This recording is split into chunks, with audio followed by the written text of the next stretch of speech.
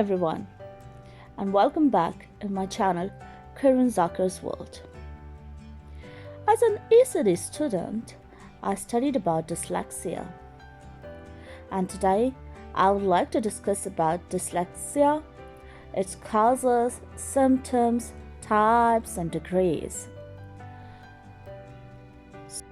So, what is this term called dyslexia?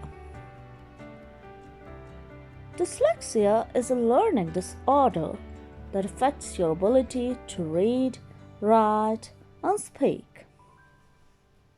People who have it are often smart and hardworking, but they have trouble with having regarding different types of dyslexia.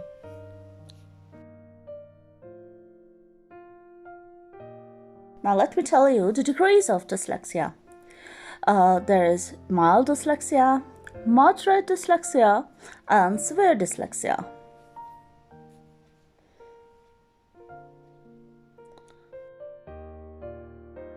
Let me start with the mild level dyslexia. Mild level of dyslexia is generally observed in early years.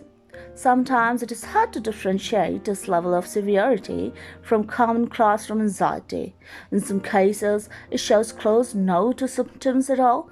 Scary part is that mild level dyslexia may not ever be screened, as parents may just consider that their child being just lazy.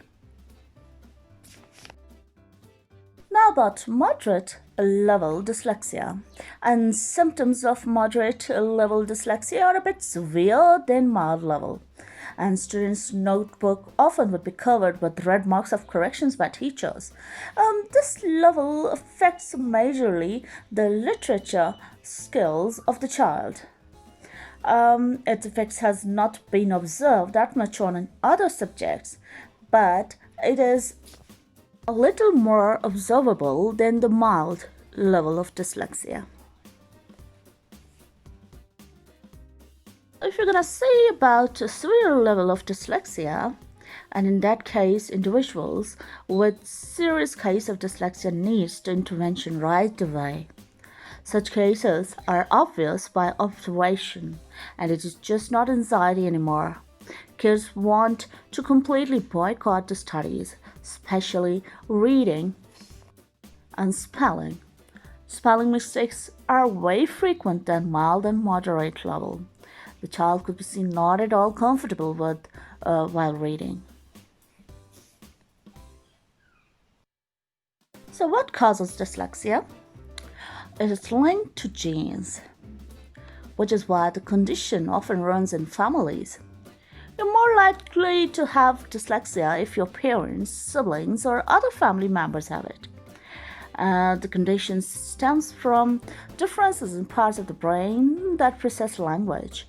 Imaging scans on people with dyslexia show that areas of the brain that should be active when a person reads don't work properly. Now I will discuss about types of dyslexia. And they are phonological dyslexia, orthographic dyslexia, dyscalculia dyslexia, and dysgraphia dyslexia.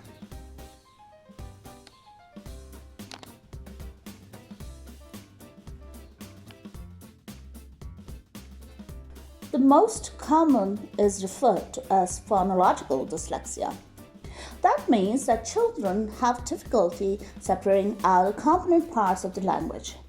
They have difficulty isolating sentences, words within sentences, syllables within words, and syllables and individual sounds within words. Another very common type is referred to as orthographic dyslexia.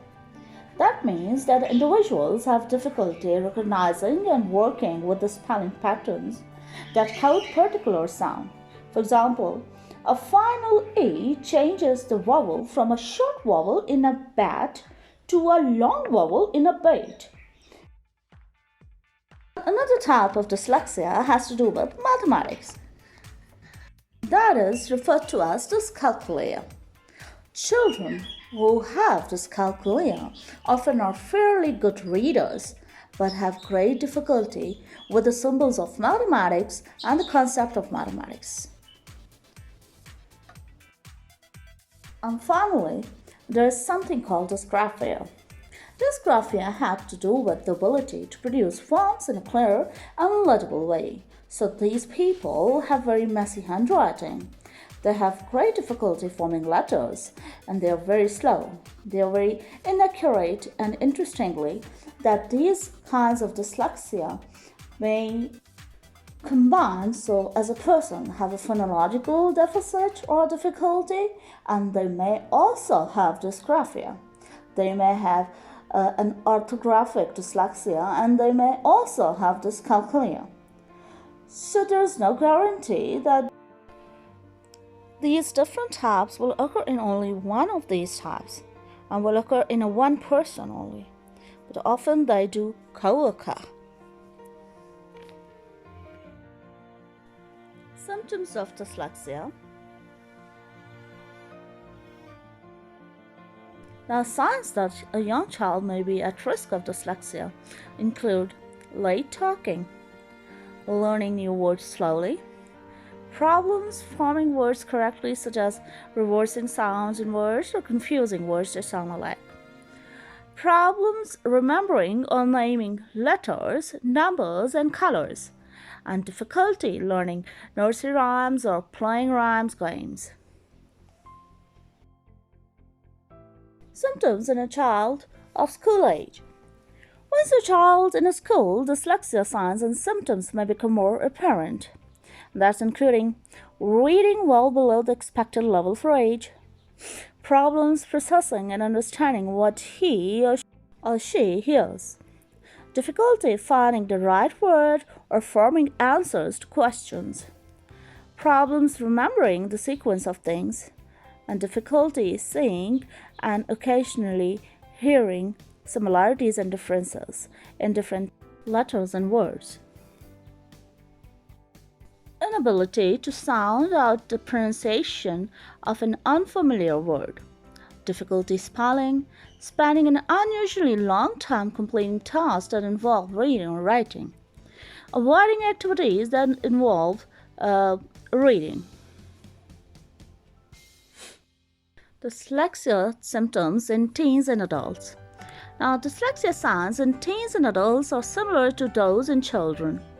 Some common dyslexia signs and symptoms in teens and adults include difficulty reading, including reading aloud, slow and labor-intensive reading and writing, problem spelling, avoiding activities that involve reading, mispronouncing names of words or problem retrieving words,